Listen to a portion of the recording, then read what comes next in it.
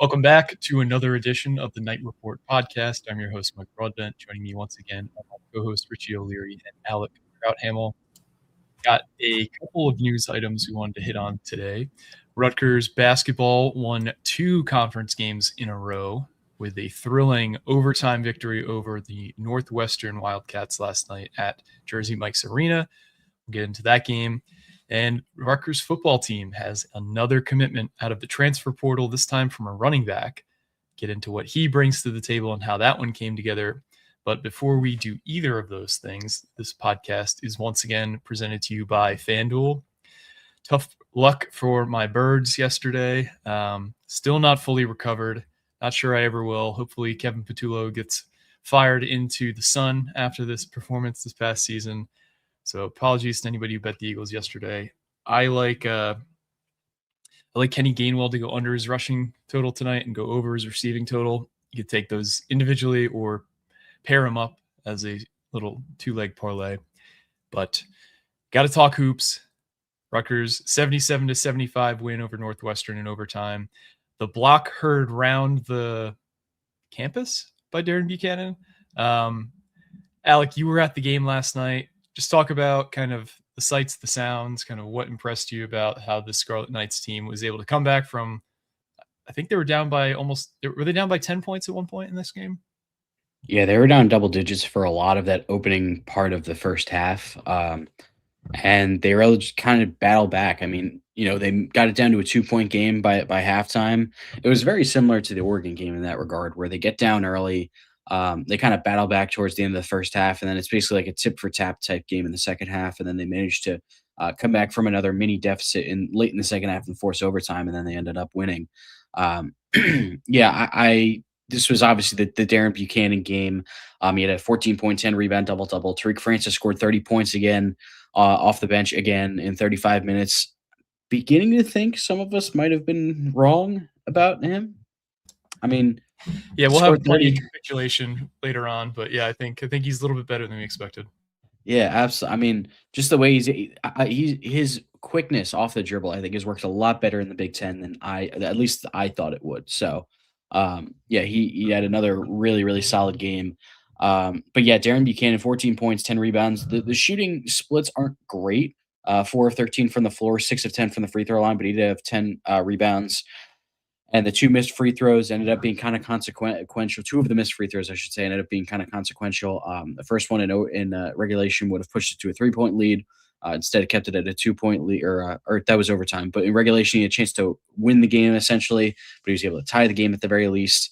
And then he turned a 2-point. He could have turned a 2-point game into a 3-point game, but he short-armed the second free throw. But then he made up for it by getting a chase down block to end up sealing the game and ending it as the buzzer sounded. Jermichael Davis was solid as well. 10 points, 2 from three. He had a big 3 in overtime to kind of kickstart the scoring run. Rutgers kind of took control early in overtime, and then Northwestern was playing catch up from there. He also had 5 rebounds and 4 assists. He did end up fouling out, but he got a standing ovation when he left the floor. Look, this is a battle between 2 not very good teams, the Big Ten. There's a reason Northwestern is also winless. It's basically Nick Martinelli and not much else. He was unbelievable. He had 34 points and 12 rebounds. He kind of got to his spots, but I feel like Rutgers on defense in the second half, they kind of forced him into some tough looks. I just thought he settled a little bit too much. I thought he settled a little bit too much. But they only had one other scorer in double figures, and that was Arrington Page, their backup center, who had 14.6 rebounds, which, by the way, Arrington Page, I don't know why he only played spot minutes at Cincinnati and the other school, USC, as a freshman and sophomore, because this guy, I hate to bring it up, but he kind of looked like a mini Jokic out there. I kind of look more like Derek Queen, I would say, at Maryland. The way he was creating in the post, he had some like solid dribble moves into a couple turnaround jumpers. It was pretty impressive. But anyways, yeah, this was quite a game. Obviously, Rutgers found a way to win once again. I thought they had a solid rebounding game. They out-rebounded Northwestern by 7. They won on the offensive glass. This was a game that Rutgers needed to win to kind of get a leg up on the lower level. It seems like the Big Ten is finally starting to settle out. There's more teams at the bottom than maybe we thought. the preseason consensus was that it was just going to be Rutgers and Penn State at the bottom. But it seems like there's a lot more teams near that bottom tier. Maryland's in there as well, Northwestern, obviously. Trying to think of any other big takeaways. Bryce Dortch got the start over Emmanuel Bole. He played solid in 23 minutes, 2 points and 7 rebounds. He ended up fouling out late in the game. And then when he fouled out in overtime, it wasn't Emmanuel Bole that replaced him. It was Chris Nwoli, who ended up picking up 4 fouls of his own in the game. He finished with 5 points and 5 rebounds. I thought Nwoli had some solid stretches. He played 13 minutes where he kind of helped bring back the momentum. He had a big 3 towards the end of the first half to cut into that deficit. But I think it was interesting. Now, I think it was also matchup dependent because Northwestern didn't really have much of a big man presence aside from Page, who played 21 minutes. So if I had to guess, we'll probably see more of Emmanuel Bole and Bryce Dortch next time out. But I thought it was interesting. Dylan Grant played 20 minutes, only had 1 point because he was dealing with the flu, as Steve Peichel said before the game yesterday. So, he was dealing with that. I assume that was why he was listed as questionable against Illinois back on Thursday or whatever day that was. But yeah, I'm trying to think of any other big takeaways, but I mean, it was another win where they just managed to pull it out. They've been able to do it twice this week now. I know we mentioned that this team has had its struggles, and I don't think this means they're going to rip off a bunch of wins in a row. And I don't think they're going to be an upper echelon Big Ten team or even a mid tier Big Ten team. I still think this is not a good, this isn't a team that's going to finish in the top, half of the league, but. Hey, win's a win. And, the crowd was pretty good down the stretch yesterday as well. So, yeah, all around solid day on the men's side. Can't say the same for the other side, but solid day for the men's side. Yeah, some interesting takeaways I had from this game. Tariq Francis, 30 points on the day. The starting lineup, which, I think they're keeping him coming off the bench as like hey, this worked. Therefore, like, this is definitely the way to do things. It's like I don't know. It's like a good luck thing that he comes off the bench to play most of the game, but the starting lineup had 34 points combined. Tariq Francis had 30. Additionally, I don't know if there's a way to figure this out, but I feel like Rutgers has to have one of like the lowest like rates of starters scoring their points or something like that. It just feels like it. I also wonder if there's I wonder if there's something to Tariq Francis coming off the bench, because last time he started was that Seton Hall game where kind of all hell broke loose. I don't know. I don't know if there's something to it or I don't know, but yeah. Like you kind of alluded to, another combination for the starting lineup. I don't know how many combinations that they've used so far. I would say it's probably close to double digits on the season. The two highly touted, or maybe not highly touted, but highly wish-casted Euros played a combined 20 minutes, shot 0 of 7 from the field. All of them were three-pointers. And, I mean, Heron Zerno, like, if you squint and he gets the right looks, he's fine as a shooter. But he just has, like, he's just a chucker, like, to put it bluntly. And the shot chart, once again, didn't look consequentially different than anything we've seen all season. It just happened to work out. And Northwestern is also of the not the inconsistent, but the inefficient shooting as well. I'll just pop this shot chart up really quick. If you change the colors, they would look like, the two same teams, just on different sides of the court. Northwestern hit a lot of their mid-range shots, though, and that's primarily what kept them in the game as long as they did, because they didn't have the best night from beyond the arc. But, Rich, what are your thoughts on this win for the Scarlet Knights? I mean, solid win. Big Ten win. The Euros continue to stink. I thought Caden Powers continues to play really well since getting in the starting lineup. His shots are starting to fall a little bit for a change, which is nice. He's a good rebounder. I think if you look at this freshman class, he might end up being the best of the bunch. I think you see the tools there. You see the Geo Baker-esque type of form and shooting and all that, and being able to create his own shot is nice. Three-point shooting continues to struggle, but they'll maybe figure it out at some point. I don't know. There's not really a whole much to it. Tariq Francis is just that spark plug off the bench, and he's done really well, and I have to give him his credit and eat a little bit of crow here because I was nowhere near the Tariq Francis bandwagon. I was trying to push it the other way, actually, because I just didn't think he was good, and his numbers, like at NJIT, were concerning. But he is doing a lot better. He's doing well. I mean, this is what, his third 30-point game? Third? I think it's third. But yeah, no, he's played really well as of late, and he's one of the only guys that can actually create a shot. So it is nice to see him, but if he doesn't score 30, they don't win. That's also a concern. The Dylan Grant thing's weird to me. Like, and I get it. Maybe he did have the flu, and that's fine. But I shouldn't say maybe. He probably had the flu because Peichel said it. But why are we playing him 20 minutes if he just had the flu? This is now 3 games in a row where he hasn't had a single basket made. It's like, just don't even play him. Let him just heal up. Let him rest. I don't understand playing a guy if he's just not fully healthy. Yeah, I mean, with him, I thought he made some solid defensive plays, but yeah, the scoring punch was clearly not there. Pike also said, I believe he said he really wasn't able to do much of practice. I forget which Rutgers player. I want to say it was like Caleb McConnell who had the flu one time and lost like 10 pounds in like 3 days or something crazy like that. Yep. His senior year. Yeah. This is a wild stat. Rutgers source. Yeah, 3 30-point games off the bench, most in Big Ten history. I mean, for a season, yeah, that's crazy. Yeah, I guess it just works. And again, don't change it, whatever you do. Yeah, I don't care. Tariq gets asked about it after games occasionally, and like he plays 35 minutes, so I think he can handle sitting on the bench for the first few minutes if he's going to play much the rest of the game. But again, Darren Buchanan played 41 minutes in the game, which is pretty impressive. I also think his passing has improved as well. I think he's become much more connected as a passer.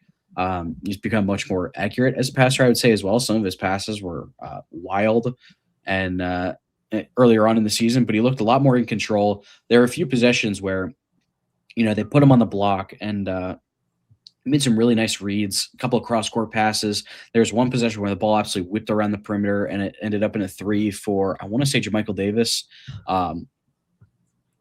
So maybe Rutgers has found something offensively with using him as kind of like that small ball 5, where he can kind of do a lot of different things. He can drive at times. If he can pass, like he did yesterday, I think there's really something there. I just don't know how often they're going to do it, considering, in the Big Ten, you kind of need like a big guy, a really big guy, or you're kind of cooked against teams that also have their own big men.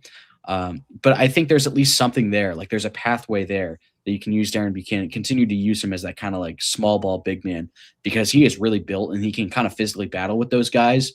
But then he also has a bit of a more diverse skill set. Like he's not going to be a super weapon from 3. I still don't know why he chooses to take pull-up mid-range shots like 2 feet inside the 3-point line. I still don't get it, but you can at least do something where at least he can move around the floor and he can be that kind of switchable guy on both ends of the floor who can kind of provide some matchup issues. But that's the thing. You could do it against Northwestern, who has Trey Singleton, who's like 6'8", like 200 pounds. You can't do it against the big boys. Yeah, I mean, the schedule coming up is not very kind. I mean, it's going to get tough. One game that gives them over a 12% chance per Ken Palm till February against Maryland. Yeah, I mean, you go to Madison and you play Wisconsin next. Wisconsin's bigs are always going to be able to shoot and stuff like that. They just beat Michigan. So, and then you have Iowa. I'm really interested to see how, this Ben McCollum offense works against this Rutgers defense. That's going to be very fascinating to see. And then you have Indiana, and then you have Michigan State. So the schedule is not very kind at all coming up. And then you got to LA. Yeah, it's gonna be interesting to see how it goes from here, because I feel like Rutgers, aside from the 2 December games, which are obviously brutal, I feel like they've opened Big Ten play, full Big Ten play, with some more, some of the easier side of the opponents. J-Mac said, "We were all wrong about Tariq Francis. He's the best player on the team by a mile. Glad to see signs of life from Darren, the agent of chaos, Buchanan. Also did see a spark out of Newoli last night." Yep, agree on all those things. I had kind of a theory that I wanted to throw at you guys regarding Tariq Francis. Like, there's just nobody on the team right now that's able to kind of lead an offense and kind of be a high-level scorer, like a volume scorer, other than Tariq Francis, and he kind of like has taken that role and run with it.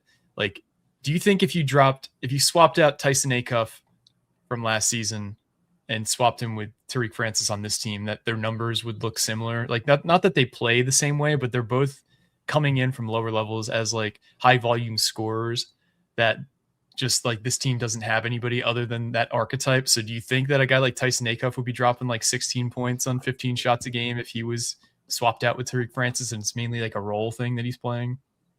Before the broken foot, 100%. Yeah, I mean that was the biggest thing for Acuff. He had that broken foot, and then it really kind of took him a while to get going again. But yeah, I guess I also think he's playing more. Like the biggest worry that we had for Tariq Francis coming out of NJIT was that he was the entire offense, and his shot selection kind of reflected that. But I feel like he's kind of scaled down his shot selection a little bit, where he's still carrying the offense, but I feel like he's taking better shots, I guess. I mean, I still don't love some of his shots, but he's also been able to get to the free throw line at a very high rate. He's been able to knock down some threes. I know he takes a lot of mid-range shots, but I feel like the degree of his shots has, kind of toned down from his time at NJIT. So, yeah, I think it would be around similar. I think they don't play the same, but they're kind of similar archetypes of players. Yeah, I hope people aren't like, he's not like, he doesn't slash like him. I'm not saying they play like each other. It's like you said, the archetype is the same. He's taking almost the same amount of shots he took his freshman year at NJIT. And then it's very close to his sophomore year too. So it's like, if you go by the per 40, like it's very similar. And it works. He is the best player on the team by far. Like no one else can fucking score. And that's the problem. Do I want him taking 22 shots a game? No. But if 10 of 22, we can't really get mad. I want to add a few more anecdotes about the upcoming schedule. 6 of the next 7 games are against quad 1 opponents, or the quad 1 games rather, with the other game being a quad 2 game against the net ranked 34 overall Indiana Hoosiers at Jersey Mike's, who very well could be a quad 1 team, because I think you got to be ranked top 30 if you're playing them at home as a quad 1. Correct. But more importantly, that game's tickets value is through the roof. It's fucking oh my god. Yeah, let's talk about that, because that's a wild development. So I don't know a ton about One Piece. I know it's an anime. I know that they have a card game that's very popular. Mm-hmm. A lot of people have talked about that being like the next Pokemon in terms of like the popularity and kind of the value increase of their cards, especially. Mm-hmm. But they announced they're doing like a college basketball tour this winter, and they're going to a few schools. The Indiana game, they're doing a card giveaway and a halftime show. Yep. And I want to pull up, Rich, do you have the SeatGeek for that game up? I do. It is do you want to compare it to everyone or just that one?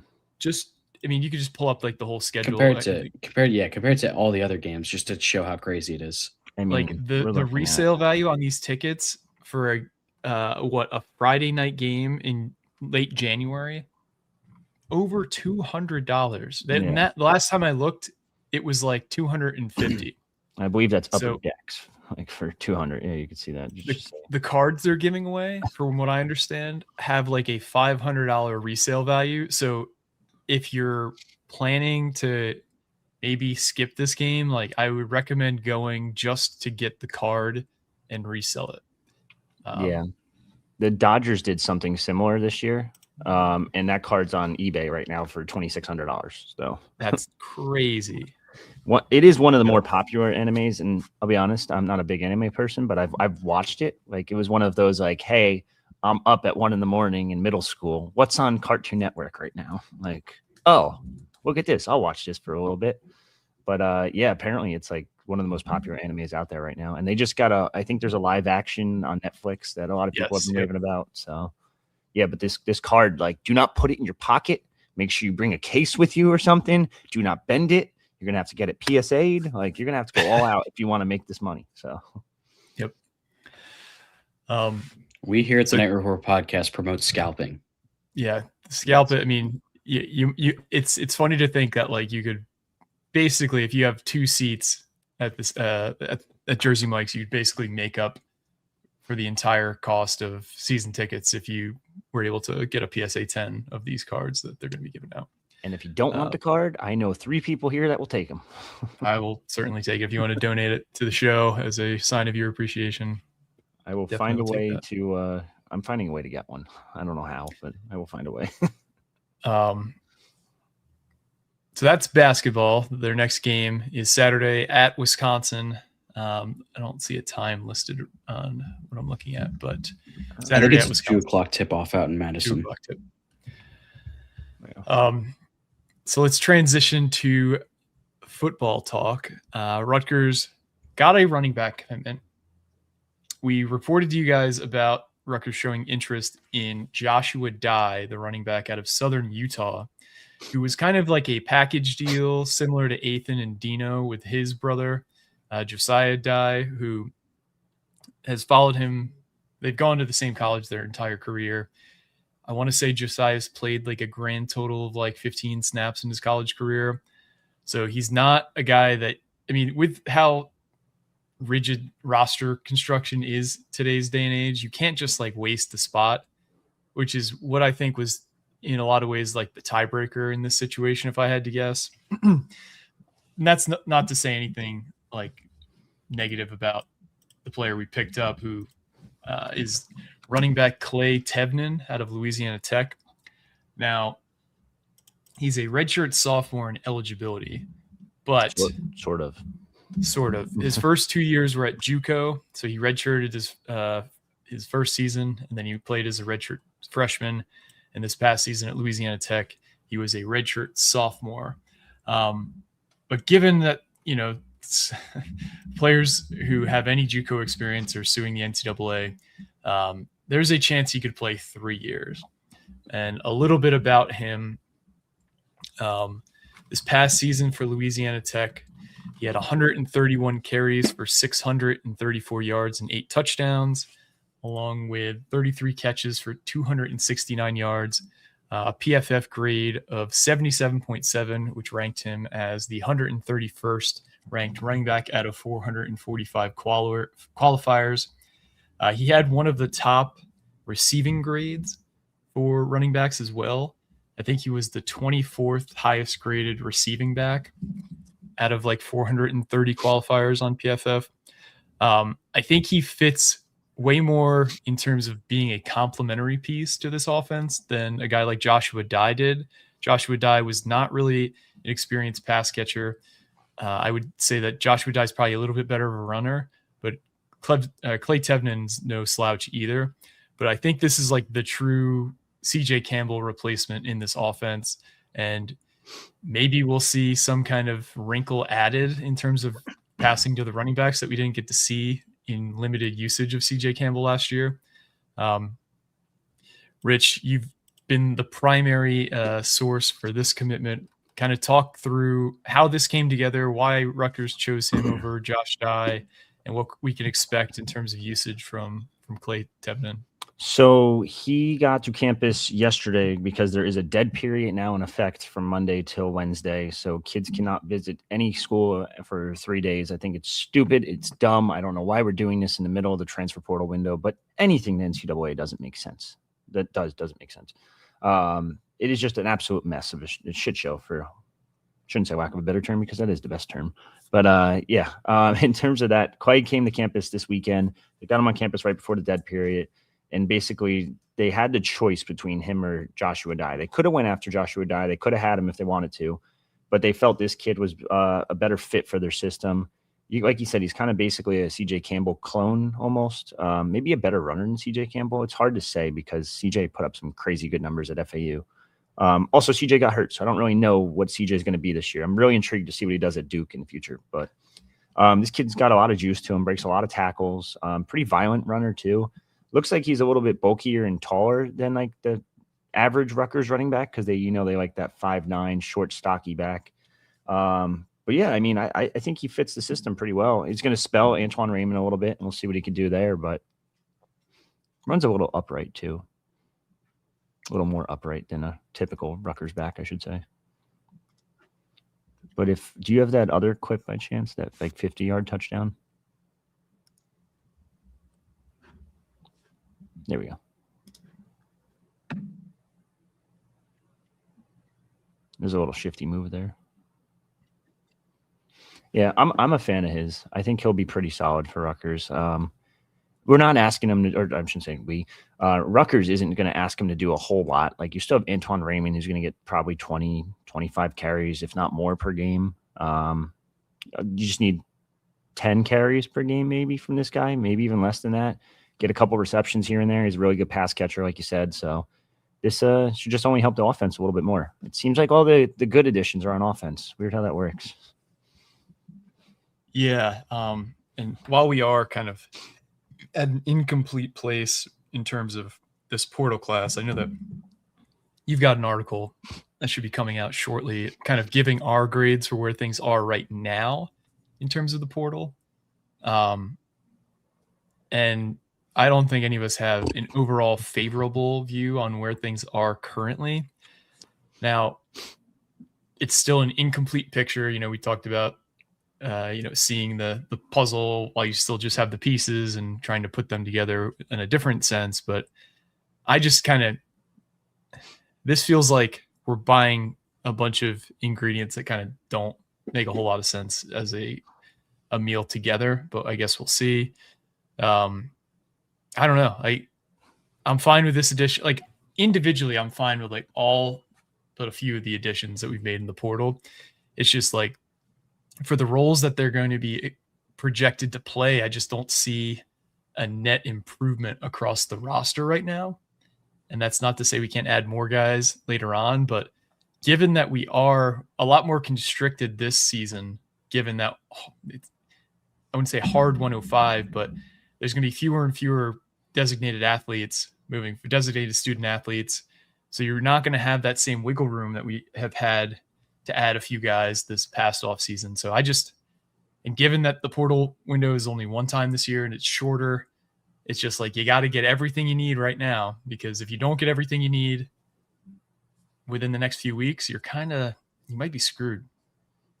Something, chicken salad, chicken shit, Yeah. Right. Yeah. It's rough. I don't like the portal haul at all. I'll be honest with you. Like there's a couple pieces like Rondo Porter, I think we all rave about. Bradley Jones, I love the speed. Awesome. Great. I actually think he's a pretty solid corner. The lack of interceptions is a little concerning, but because I don't think he has a single one in his college career, but whatever. Dawood, I like. Ty Morris, okay. Malachi Davis, solid. Nothing crazy. This kid, I like a lot. But I'm like, what you need another edge rusher. You need at least one more defensive tackle, because the other one you got barely played at Maine, wasn't even their best defensive tackle at Maine. No offense to him, could be good. Still has 3 years, but you need another defensive tackle. I personally, and I think you guys agree with me, thought you needed another linebacker. They're done at linebacker. Like they're done. Chisholm, I know people are talking about in the chat. They had the choice of taking Chisholm too, and they said, no, we're good. We have a bunch of young guys. You better hope those guys are ready to play. Cornerback, you still need a cornerback one. I think Jones and Dawood are good. I still don't see a CB1 on the roster. Very concerning. Safety, they're not even targeting safeties at the moment. It's wild. It does not make sense to me. And I get it. DK Gilly could be a stud. Kaj Sanders could rebound from a sophomore slump. But you still need another one, because you're going to play a 4-2-5 with 3 safeties, because you're not going to run 3 corners again, because you don't even have 3 corners. So not to mention all the portal issues are on defense right now, and you don't have a DC, you don't have a DB's coach, you don't have a corners coach, a safeties coach, a linebackers coach, a defensive line coach, sort of, technically. You have a D tackles coach and an outside linebackers coach, and then you have a bunch of random assistants that are helping to fill gaps at the moment. It is extremely concerning, and that's where my grade, you guys will see it soon, it was just a C-. Like I'm not impressed at all with this portal haul. It's rough because they have money now to work with, so it really doesn't make sense. And someone mentioned Tariq Hayer. I don't see Tariq Hayer really playing all that much this year, for the sole fact he's coming back from injury. He didn't really get to develop last year, so he's still technically a freshman in my eyes. Yeah, I think that's the biggest thing. It's like, if you look at some of the pieces in a vacuum, I think there's solid pieces in there, kind of like what Richie was talking about. But there's not really much of like a glue high level piece that kind of brings it all together. I kind of have the same concerns about the defensive backfield. There's not really a lot of, guys that I think could be difference makers from day one of the Big Ten. There's some solid pieces, kind of like Bradley Jones. I like Bradley Jones. And then Zamir Dawood has 2 years of eligibility, so he can kind of be one of those guys that rotates in a bit in year one, and then year two, he could be ready to kind of take over as another starter. But yeah, I mean, on the defensive side, at least, there's not really a ton of like difference makers that I'm seeing in this portal haul.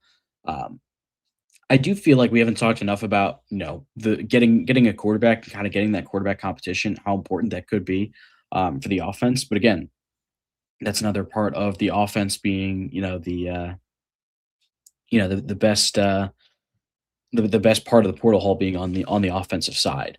But I do think it was really important to get a quarterback with starting experience and to get that quarterback battle because of how the portal's gone so far and what the roster looks like right now. You're going to need the offense to be, the driver of the bus again. I'm going to have to really carry the load a lot this year. So we'll see how it goes. And yeah, I mean, we didn't see a ton of highlights on Thevenin, but I did like what I saw. Like that 50-yard touchdown, I really like how he just kind of beat the defensive backs to the sideline and just kind of burst ahead. I thought that was really impressive. I'm interested to see how he is as a pass blocker. Like PFF grades are kind of all over the place, but that's also because there's not a huge sample size of him pass blocking.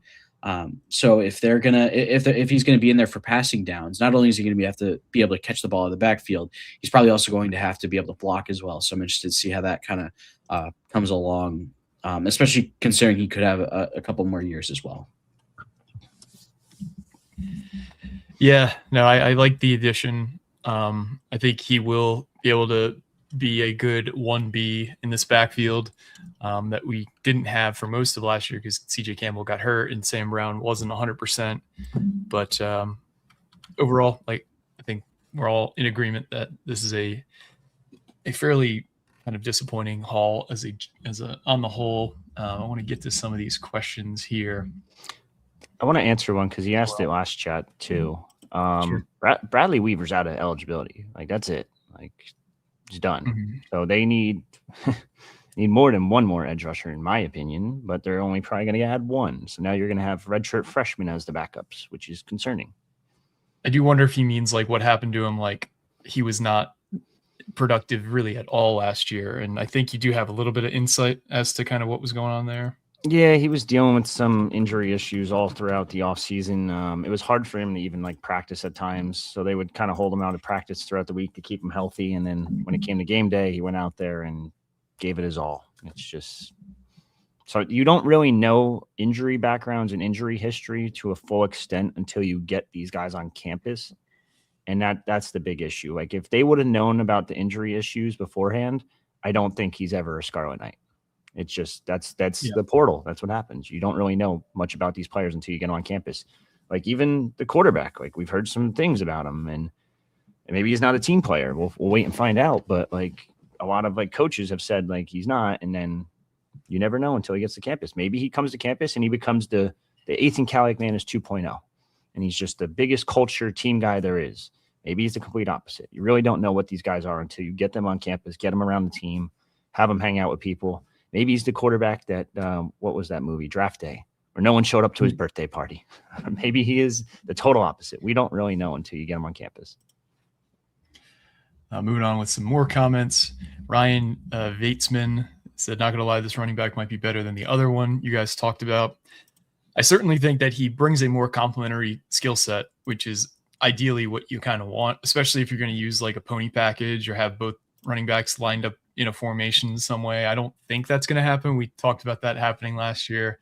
They didn't bust it out in either of the first, I'll say 2 games because Campbell got hurt on his first carry against Norfolk State and he was out for the year. So they didn't use both running backs in the same formation a single time. So I'm not going to wish cast that to happen this year. But I certainly think on third downs, a 3rd and long especially, he makes way more sense to line up given he has a superior receiving skill set to Antoine Raymond from watching him.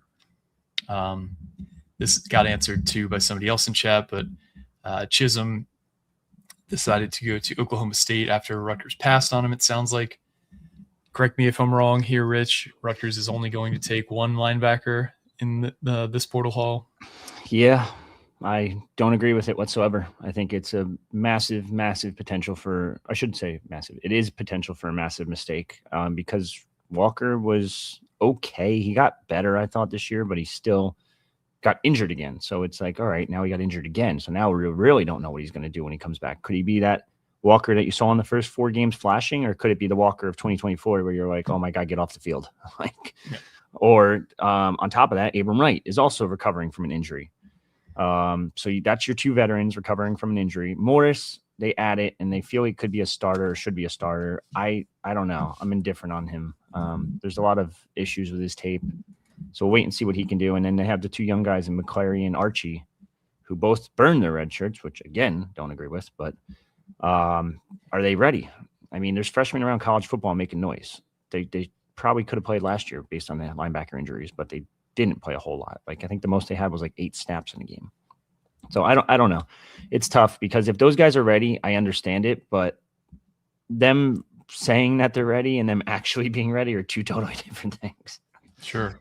So it'd be interesting. I mean, it's gonna, given how things have kind of been built up in this portal call, either the staff is very high on those guys and has a high, that internally they have a high expectation that these guys will be able to come in and play significant snaps, or they're still looking for potentially players to fill those slots, which I think is unlikely, especially at linebacker. But you mentioned safety. They haven't even, we talk to people every day who are agents and players and things like that, and we haven't been able to identify a single safety that they have targeted in the portal.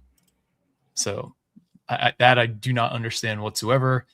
I know that they were high on DK Gilly, like you said. I know that they are high on Tariq Hayer, like you've mentioned. Mm-hmm. But given what you saw from Kaj Sanders last year, given that neither of those guys have played really any snaps since they've been on the banks, I can't imagine going into next season with this being the safety room.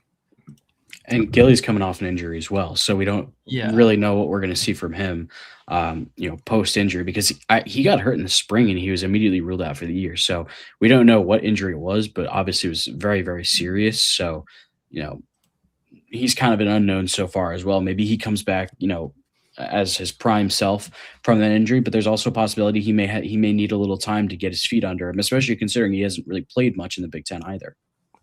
You just gotta pray at this point that it is Ola Adams, because he's a safeties coach. Maybe he has a safety lined up and just like, hey, you're coming with me. And it's probably not going to be an Indiana starting safety. It would probably be Indiana's backup safeties. So, but their backup safeties are probably better than Rutgers' current safeties. So I don't know. It's so bad. The only safety they showed interest in is the other Dye brother who barely played at D2. So it's like, and really he was only shown interest because it was a requirement to take him to get his brother. Yeah. So, and they decided against it. Just dumbfounded sometimes.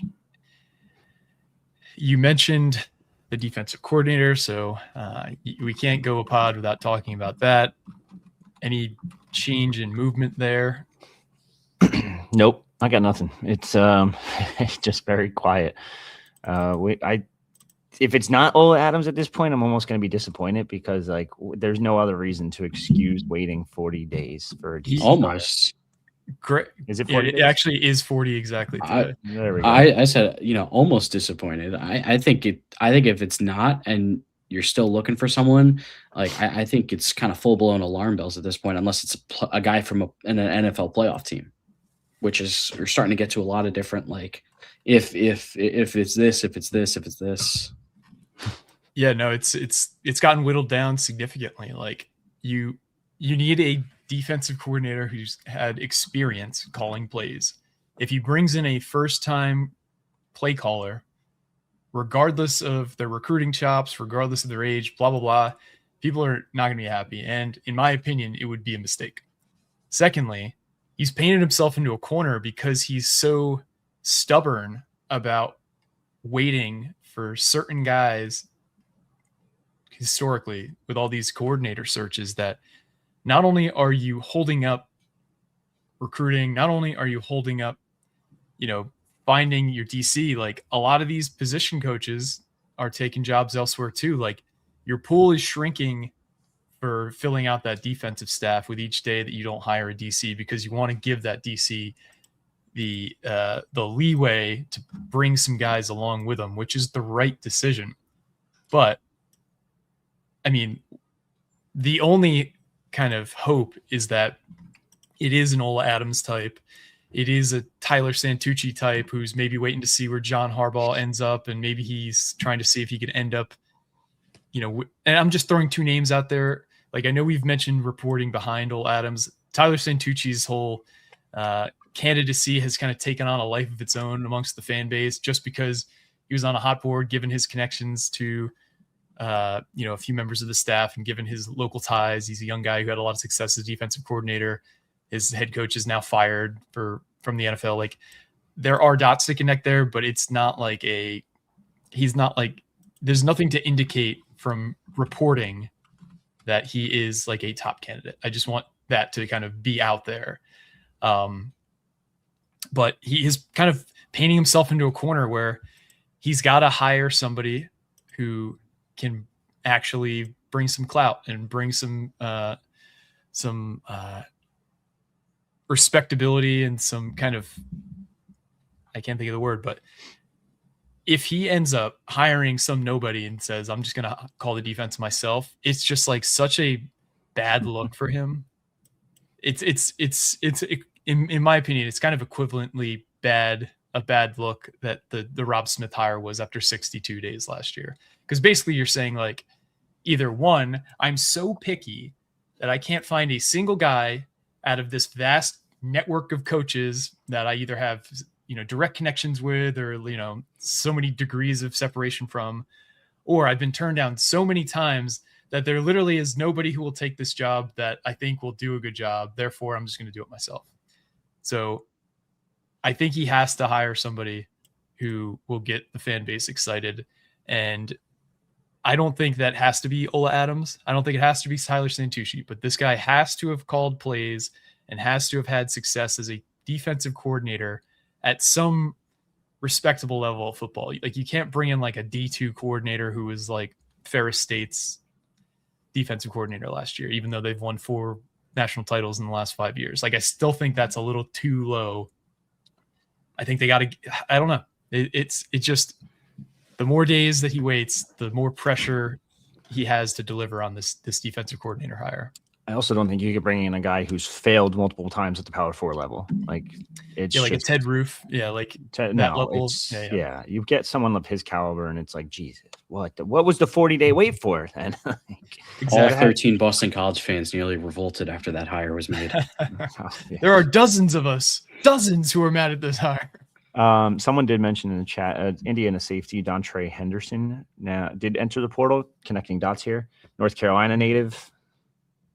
North Carolina, Rutgers territory at this point, right? Like, this dot, that dot, Hurricane Balone. Like, there we go. It would make a little bit too much sense, They also had another DB enter in Jaja Boyd, a Philadelphia kid, which he didn't play at all, but he was really talented out of high school. I got to see him quite a bit. And you never know. There's your 2 DBs now. And he's not a CB1. Let's just throw that one out the window. But you never know. Like, maybe Dontre Henderson. We should ask him and be like, hey, you're gonna follow Ola? And he'll be like, oh, to Rutgers? And then it's like, oh,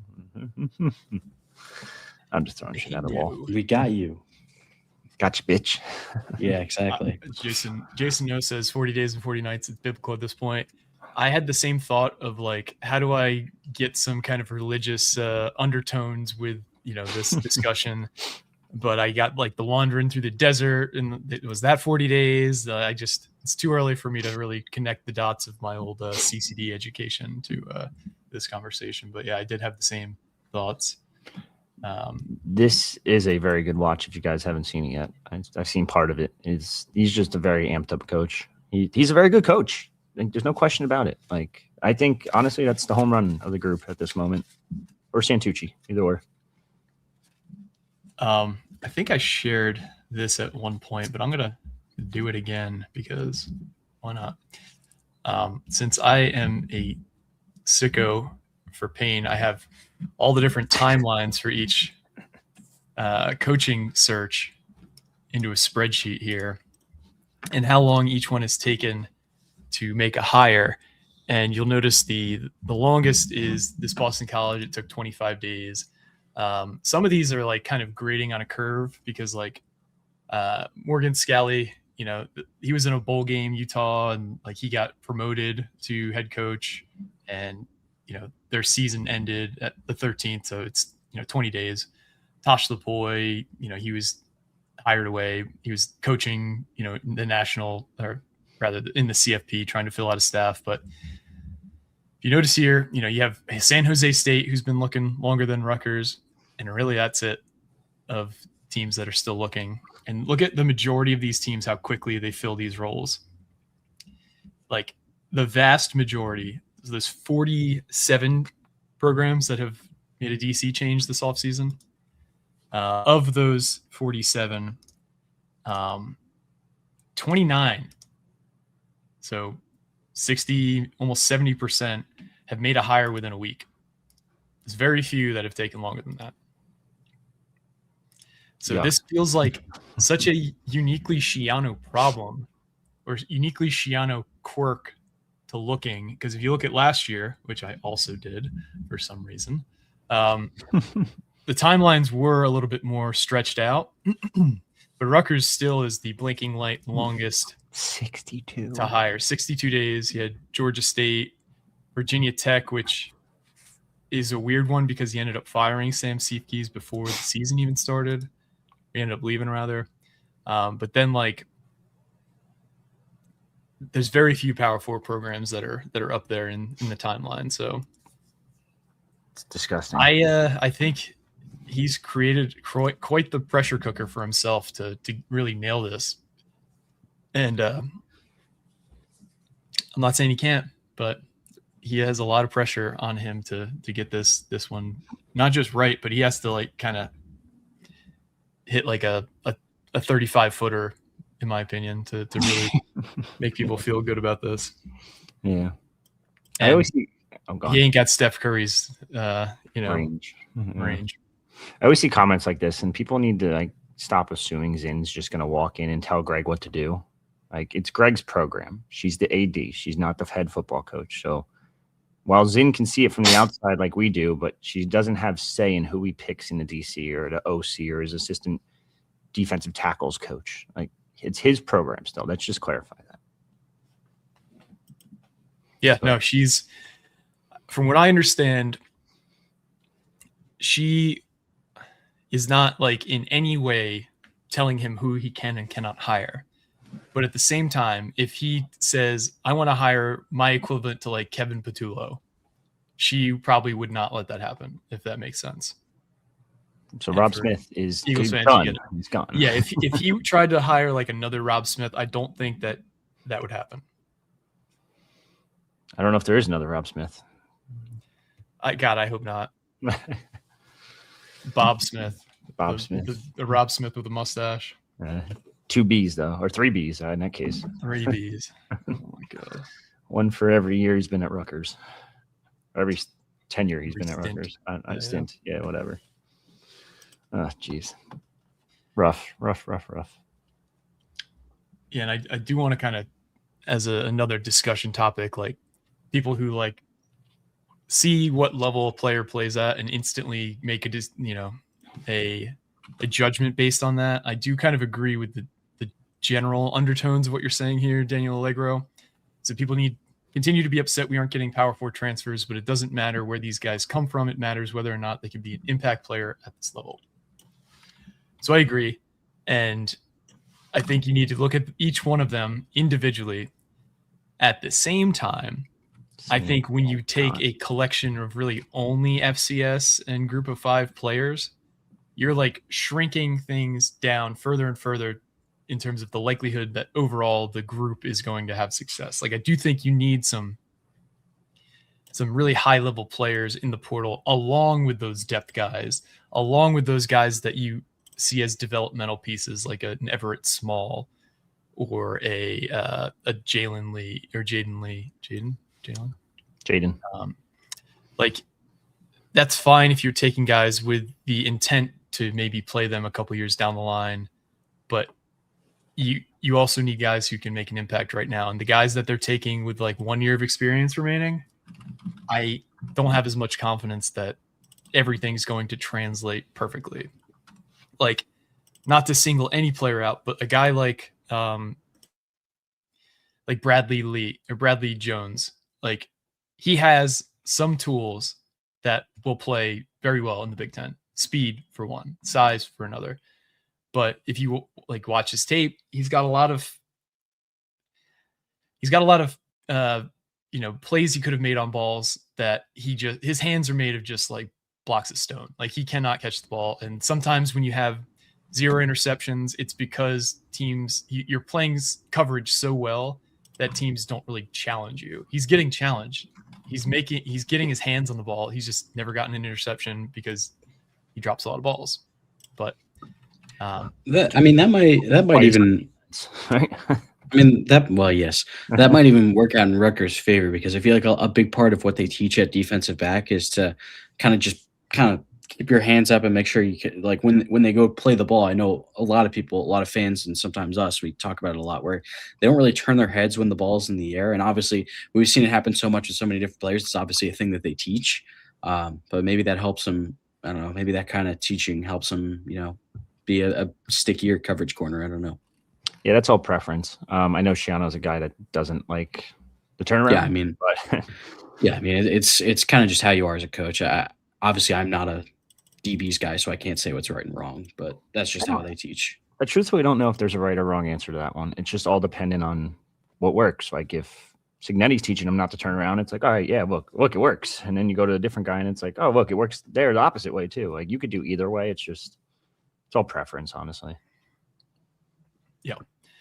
So kind of meandered through a lot of different little pieces of conversation here. If anyone has any further questions, feel free to drop them in the chat, but I think we're going to be winding down. I'm going to make a commitment to everyone who entered the giveaway. The next podcast we do, we'll do the giveaway. And I apologize that we haven't gotten to it yet. I know we said the new year. I don't want you guys to think that we forgot about you. We really, truly appreciate everyone who entered, who gave us, these 5-star reviews. It really does help the show. It really does help us grow. I'm not trying to drop bars, but that did just rhyme. But I will make that commitment to you. We will do the drawing. So anyone who's entered or anyone who has friends who have entered, we will do the drawing. The way it's going to work, which we've already kind of laid out, the name that gets drawn first will have the first choice. So if you hear your name called, and you can contact us, either through a DM or our email address, which is TKR on Rivals. Yep, at gmail.com. List your order of preference for the prizes. So to go over it again, the prizes are a $25 Eric LeGrand Coffee Company gift card, a signed Geo Baker basketball card, a jersey of your choice, but it has to be a former or current Rutgers athlete, and also a year of the Night Report. So just put the order in which you want those prizes, and then we'll take the person who's drawn first and they'll get their first pick. The person who's drawn second, they'll get their, whatever's highest remaining on their list, so on and so forth. So that'll be how it goes. But I commit to having that ready for you guys next pod. But looking through the chat here. It's now the 6,000 subscriber giveaway too. Ooh, that's right. Yeah, that's true. Looking right now, USC didn't name a D coordinator. Any competition? No, they're at a totally different level. I'm sorry. It's just, it's a fact. And I mean, their coordinator role has only been open about 2 weeks. Yeah, 2 weeks. Danton Lynn got hired away by Penn State on the 29th. Which I heard a rumor that Anthony Lynn was like in the talks to become the running backs coach before Savon Huggins got named, which would have been really cool because Anthony Lynn is Deonton's father, which is I don't know. I'm like a sucker for any kind of like, he's related to who or him or whatever. Like the national championship game is like catnip for me with all the storylines, just to kind of run through them because it's my podcast. I want to talk about it. So Fernando Mendoza, he grew up a mile from Miami's campus. Mm-hmm. He won a state title at Columbus High School in Miami, which is the home of the Lowry brothers. So shout out Antoine and Antonio, which is also the alma mater of Mario Cristobal, who also played with Fernando Mendoza's dad in the late 80s. Fernando Mendoza's mom played tennis for Miami. Mendoza really wanted to go to Miami, but they didn't even offer him a walk-on spot when Manny Diaz was the coach, which is kind of crazy to think about. Yeah. And he also considered Miami in the portal last year for ultimately choosing Indiana. So just like, man, all those kind of things just, I don't know why those kind of storylines just really draw me in, but Also, really not only was Mario Cristobal on that team with Mendoza's dad, Alex Mirabel, the offensive line coach, was too. So that's just another added thing. Yep, good call out there. And I think there's 4 players on Miami's current roster who also went to Columbus. So we're teammates with either Fernando or Alberto, who's his younger brother, who's also the backup quarterback. Also, the Boozer twins. That high school has been stacked in recent years. Not kidding. Yeah, man, it's crazy. Super talented school. What else? Any other questions in here? No, I don't think so. We got a few appreciation posts. Cincy Knight said, "Great job, fellas. Appreciate your perspective as always." Any predictions on where Jeremiah Love might go? I assume you mean in the draft. Yeah. From what I understand, this draft is not like a super high end in terms of talent. And Jeremiah Love is one of the few guys who have like a without a doubt first round grade. And a first round grade doesn't always correlate to like where you're going to get picked in the draft, because certain positions based on positional value are always going to get bumped up or pushed down. But I think Jeremiah Love probably ends up going top 10, if I had to guess. Saints?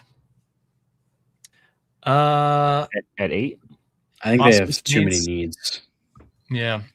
I think, a team that makes a lot of sense, which kind of pains me as a Rutgers fan. The Chiefs have been linked with him pretty heavily. I don't think the Chiefs draft in the top 10. I think they have bigger needs. They do have bigger needs, but where do the Chiefs draft at 9? Yeah. That would make a lot of sense. The Giants are a candidate from what I've understood. Don't think that would be a great pick for them based on the needs they have. But take it back. We're getting Caleb Downs, and that's it.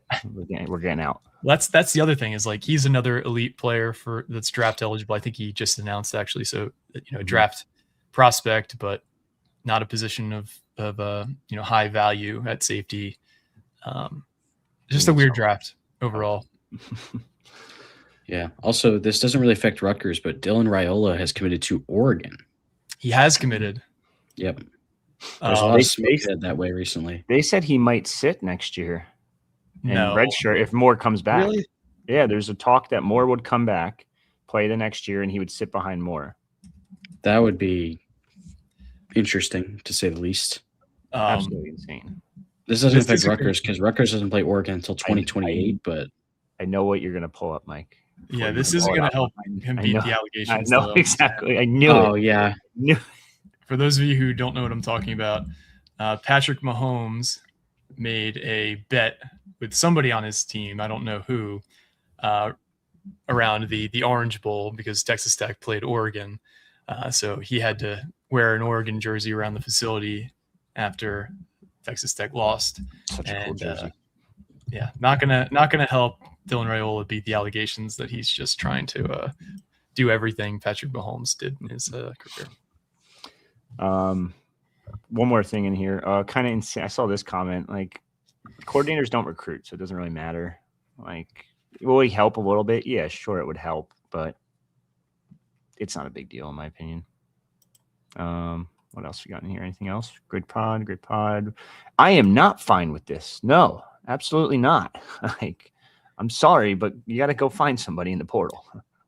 I mean, I think they ideally land a guy in the portal, but receiver is probably the only position that I think like we'll be fine with whatever we end up with because we got KJ Duff back.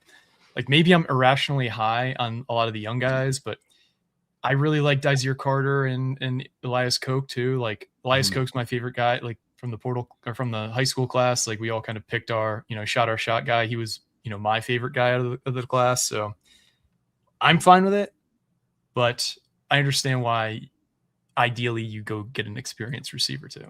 I think you need an experienced one, number one. And if you don't get that, I don't even know if Black's wide receiver too. Like those young guys are going to step up eventually between Houston, Vernon Allen, Michael Thomas can play some outside. He played some outside this year.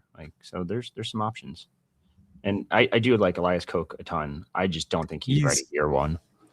He's played from a play style perspective, very similar to KJ Duff. They have a similar frame. He's not as tall as KJ, but they're both big boundary receivers who make, a lot of 50-50 catches.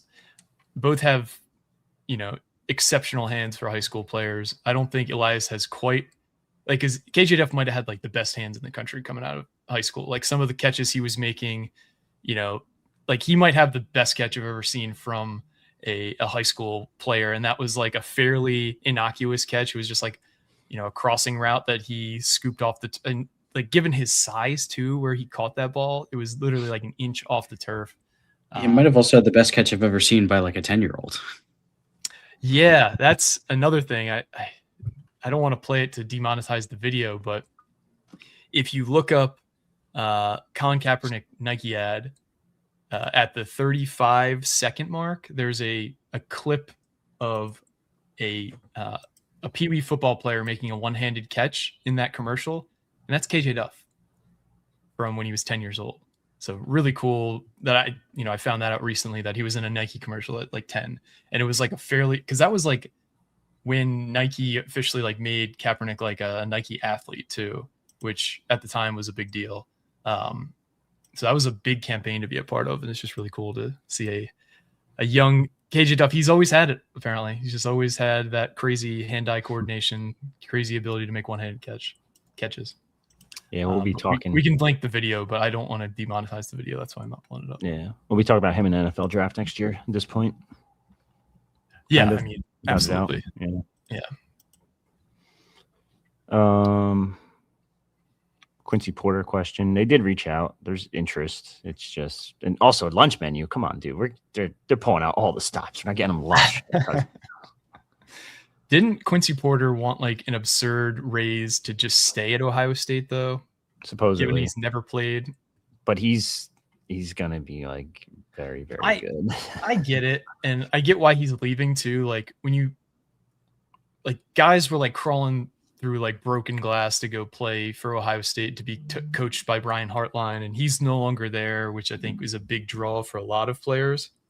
You saw what happened with Chris Henry Jr., who was the top receiver in the country this past year, who kind of almost felt duped about how it was handled. It kind of is the business sometimes. He ended up sticking with Ohio State, but would love to get Quincy Porter. I just don't think it's likely. So it has gone from likely to impossible. Oh, it happened. Where'd he end up? Yeah, he just committed to Notre Dame. Yep. Which is what we've been hearing. Yeah. I do want to address this as something to have a takeaway. Like I've heard a lot of people mention this, so this isn't me picking on UC Brad. How is it that coaches all over the CFP coaching for their teams while actively on another staff, but we can't announce a safeties coach? The vast majority of those coaches have taken a head coaching job elsewhere, which I think is an entirely different animal, because you're responsible for making sure next year's team is assembled, coherent, the staff is together. I think that's a lot different than taking a coordinator role. And I also want to point out that the LSU Ole Miss situation is its own unique animal, because Lane Kiffin essentially read his staff the riot act, where if you don't come with me on this plane right now, you're not going to coach with me. And given that he was, maybe the top coaching candidate in the country, maybe the most highly thought of coach in the country, and you're probably going to have the opportunity to make more at your position, whether it be a position coach, a coordinator, than anywhere in the country as well. I think that's a different situation. And he had a whole lot more leverage in that situation than Rutgers does. Rutgers basically has no leverage. Like, what are you going to say? Ola Adams, hypothetically, we want you, but you need to accept the role now or you're not going to get it. He's like, okay, I just won't take it then. Like, you have to understand that this is a leverage game at the same time.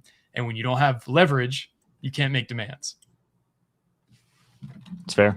I know. I'll stay as a defensive assistant on one of the best college football teams we've ever seen. Yeah, that's true too. I know. Go on.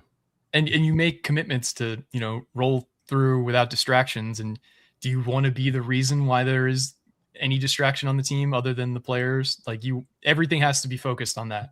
And Kurt Cignetti, of anybody in the country, knows how to keep his guys focused. I know our Indiana site posted something similar to hearing about the Ole Adams stuff, and they even said, like, there's this whole mantra now. It's not me, it's we for Indiana, and it's all about not leaving and sticking together throughout the rest of this playoffs. And there's a reason no one has left the team for the most part. There's like 2 players in the portal. Yep. So it's just how it works. Like, do it. If it's him, great. That's fine. I'm okay with the 45-day wait. If it's not him, yikes. Yeah, no, it's and I hope we're not setting ourselves up here to, for Lucy to pull the football away like we've seen so many times, but it's just got to be a hire that carries some kind of weight, and you can put some reliability and some faith in that can make it happen. I know some USC fans are also on their site talking about who they want for DC, and a couple of them have mentioned Ole Adams, so let's hope that doesn't happen. That would be no bueno. Yeah, that would be something. Appreciate you saying this, Tyler Barney. He said, best trio in sports. You are too kind. I would appreciate it more if you give us all your players in the transfer portal. If you know. No. Rutgers Source 1 said, another great pod. Love when you guys go live. Yeah, we try and do these as much as we are able to. I love the ability to kind of answer you guys' questions a little bit more directly. I know we try and, take as much from the boards that we've kind of like filtered through and maybe talk about it to add some context. Because sometimes like what you say in a message board post or a tweet doesn't have that same level of like, I don't know, nuance that you can have when you have a conversation. You can hear like the tone we're saying things in. Some things can be inferred, or dots can be connected from a conversation way better than just from text. So it's fair enough. A lot of yelling on the boards, though. I can read through it. I can see that guy's pissed off right now. Yeah. Paul McNeil asks, what's your level of concern that Raymond bounces after this signing? Portal window still open. I'm not concerned. Richie's not concerned. I don't think Alec is concerned, because we've all seen what happened with the Damon Williams situation. Yeah. To kind of go into what happened there, Damon Williams signs a revenue sharing agreement and an NIL deal with Washington. 4 days later, tries to enter the portal. Washington basically has the full weight of college football behind them fighting against this, because that is like the last, piece of the dam that's holding the system together right now. Because if you can't enforce these contracts that you sign with players, like there is like, we think it's Wild West now. It will be like beyond Wild West if that happens. So his contract was a fairly boilerplate contract from what I understand, which gave Washington the sole discretion for what his buyout clause would be. So if they say you can leave, but you owe us $50 million, that would be within, maybe you could challenge that in court down the line, whatever, but that is within their right in that, how that contract is structured to ask for. So if that is fairly boilerplate, I imagine other Big Ten schools are using roughly the same template. So he is locked in for at least 1 year at Rutgers, given that he signed an agreement, and that's why the announcement came out from Rutgers themselves. Like they have a financial agreement that is contractually signed. He's not going anywhere. Yeah, pretty confident he stays. And you combine that with how we know Greg Schiano is when it comes to recruiting. Like if you want to take other visits, then you only commit if you are fully committed. And if you want to take other visits, then you're not really committed anymore. I would imagine it's pretty much the same thing for, re-signing guys and for, new contracts, things like that. Like if there's any doubt in your mind, then, maybe don't sign it just yet. So yeah, I would imagine him and Duff both. I'm not worried about. Nope. Yeah. Go ahead. It's all good. I was going to answer this one. No, I am pretty confident he stays after exchanging a few texts in the past 5 minutes. So, all right, I guess we'll call it there then. Somebody asked if there's going to be any more transfers today. Rich, is there anything that you know of that might be imminent? I know there's a dead period, like you said, And yeah, sorry, Gio, I missed this one. Anything imminent that you're aware of right now? At the moment, I'm looking through what I got here. I don't think so. I mean, there's definitely a possibility of like a walk-on entering, but I don't think most of you guys care about that. Yeah. But I mean, also those guys don't count. Either. So, no commitments at the moment. That sounds like they're probably done until the dead period's over. I take it back. We do know that they hosted a tight end or two. So we'll have to wait and see if that ends up revealing itself. If it does, it probably means a positive for Rutgers. If it doesn't, probably means they're not going to Rutgers. So, yeah. Other than that, no, they're going to try to host guys later this week. I think the dead period officially ends on Thursday morning, so you can host guys as of Thursday, Friday, Saturday, Sunday, etc. Guys have to be in the portal by what is today's Friday? Day? Yep, by Friday they have to be in the portal. So, if you're not in the portal by then, you're stuck. Have fun at spring camp, buddy. Have fun in the sand pit. And I'm sure that there will be an Xavier Lucas who challenges the system and ends up elsewhere and creates a whole new layer of controversy, given that coaches begged for there to be a one window period and blah, blah, blah. But I think coaches also liked the ability to kind of go through spring practice and realize, oh, this guy's down for the year now. I could really use a blank, or this guy isn't quite developed as we thought he'd be. We could use, another blank. We'll see. I mean, coaches are not consistent with what they ask for and what they want. So this one portal window will be an interesting experiment. We'll see how it goes. But that for real will be the end of the pod. I want to thank everybody who joined us. Rich, it looks like you were about to say something. I'm sorry, I forgot. So Friday is also the end of the 50% off. So either sign up by Friday or you are cooked. Nightreport.com, 50% off. Every scoop, every visitor, everything transfer portal. Alex got all the coverage for Rutgers basketball, men's and women's. Ton of recruiting scoop. Hey, technically, Alec, you broke a little bit of recruiting news this week too for basketball. I don't know if I broke that, but well, yeah, we broke it. Like we reported Rutgers is out. Oh, right. Oh, that. Yeah, true. Yeah. It was very funny reading through the replies to that thread. Blessed. For those of you guys that don't know, Kenyon, no, not Kenyon. Kyrie Walker. Kyrie Walker. Yeah, Rutgers got outbid for the 25-year-old. We'll see where he ends up if he's even for a 1 semester 25-year-old. Unreal. Yeah. Crazy. Behind the line threw a shot up before the buzzer, so I'll give him the answer here. Is the portal declare window going to close before Rutgers stumbles and bumbles its way to not hiring a DC? And I kind of read that in my head as Chris Berman. Whoop, stumbles or bubbles. I don't know. That's a good question. If I had to guess, I would say that there is no DC in place by the time the portal declare window ends on the 16th. You guys got a prediction? I think you're right. When's the championship game? Not this weekend. Monday, the 19th. Yeah. Okay. So yeah. Yep. Unfortunate, but true. I just hope they have a defense by then, because there's still so many missing gaps, and it's driving me up a wall if you can't tell by now. Safety, linebacker. Oh, they're not going to do linebacker. Safety, cornerback 1, defensive tackle 2, 3. No, defensive tackle 3, actually, not 2, because they got Porter. Edge rusher 2, edge rusher 3, edge rusher 4.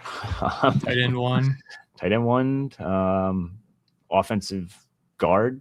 Wide receiver 2. Yeah, wide receiver 2. Like, do we say offensive guard? Does that count, really? I don't know what they're going to do with that line. It's so confusing. I do think we'd be fine not taking somebody in terms of a starter, but the depth has gotten thin on the offensive line. Well, the feeling is apparently that Everett Small could be a starting right tackle for them, which I don't like that idea. In 2026? Yes, there's a feeling that they like him a lot. I don't like that. Color me skeptical. It's either him or Ty Needham at this point, right? And then the left side would be Langsdale or Giwa, because I don't know if those guys could play right tackle. I'm sure they could, realistically, but and then the guards would be Chin and Asamoah. Okay, I like that. Solid. And then center, I mean, Cook or Zelinskis. It's a very weird offensive line room. Like, I'm looking at it now. There's also a lot of bodies that just don't play. Yeah. Yeah, no, for real, that's it. I want to thank our sponsor, FanDuel, once again. I like Kenny Gainwell rushing under, Kenny Gainwell receiving over tonight as individual bets, and it was a 2-leg parlay. But we will be back, I'm sure, at some point this week, because the news is always coming fast and furious this time of year. I want to thank everybody who has liked and subscribed, followed us on social media, subscribe to us on your favorite podcasting app. The pod has really grown a ton, and it's all thanks to you guys. So thank you for your support, and we will continue to bring you as much content as humanly possible. At one point from New Year's Day, or New Year's Eve rather, to this Saturday, I think we had 11 pods in 11 days, which just absurd. I can't believe how many, in looking at like the data, how many we put out recently. So I think I see you guys more than my own family. Yeah, exactly. Same. But that'll be it. Thanks once again from me, Richie, and Alec. This has been another edition of the Night Report podcast. Signing off.